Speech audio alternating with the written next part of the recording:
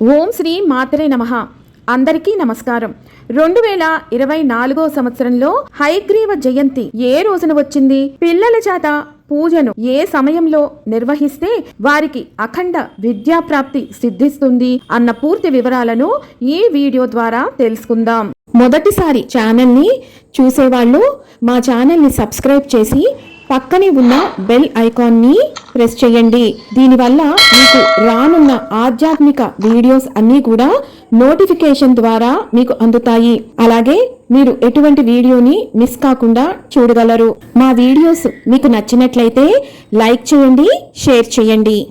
2024 సంవత్సరంలో హయగ్రీవ జయంతి ఏ రోజున వచ్చింది అంటే స్వస్తి శ్రీ చాంద్రమాణ శ్రీ క్రోధి నామ సంవత్సరం దక్షిణాయనం వర్ష ఋతువు శ్రావణ మాసం శుక్లపక్షం పౌర్ణమి తిథి ప్రారంభం 18 ఆగస్టు 2024 ఆదివారం రాత్రి 2:32 నుంచి 19 ఆగస్టు 2024 సోమవారం రాత్రి 12:50 వరకు పౌర్ణమి తిథి ఉన్నది.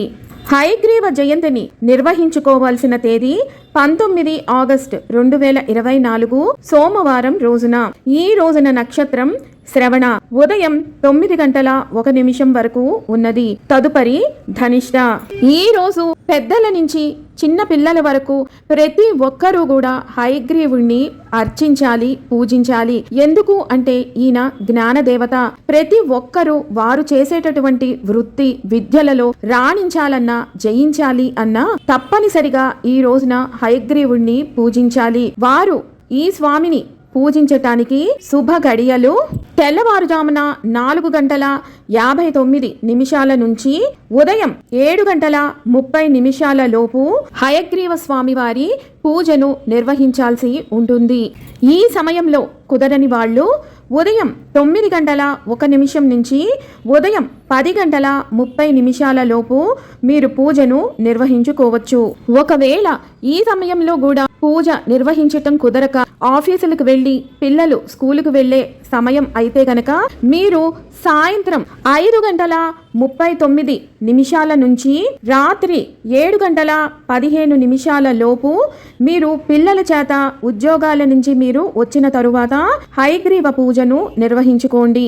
సాయంత్రం పూజ నిర్వహించుకునే వాళ్ళు మరలా మీరు స్నానాన్ని ఆచరించిన తరువాతే పూజను నిర్వహించుకోండి. హయగ్రీవ జయంతి పూజ పిల్లల చేత ప్రత్యేకించి ఏ విధంగా నిర్వహించాలి, పుస్తక పూజా విధానం అన్నీ కూడా వివరంగా చూపిస్తూ చేస్తూ మీకు వీడియో తొందరలోనే వస్తుందండి. ఆ వీడియోని చూసి మీరు మీ ఇంట్లో పెద్దవాళ్ళ దగ్గర నుంచి చిన్న పిల్లల వరకు పూజను నిర్వహించుకోండి.